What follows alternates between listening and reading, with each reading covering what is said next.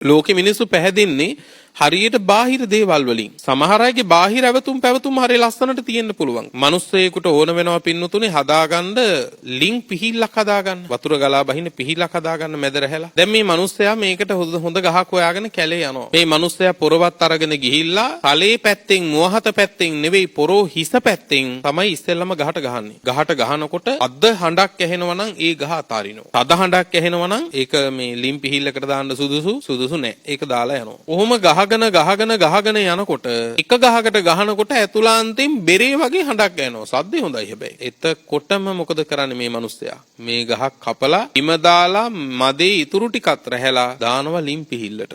මතක තියාගන්න. ඔය කොයි ගහත් පිටට පේනකොට හරි හොඳයි තට්ටු කරලා බලනකොට තමයි තේරෙන්නේ සමහර ගස්වල ඇතුළ කුණු වෙලා කියලා.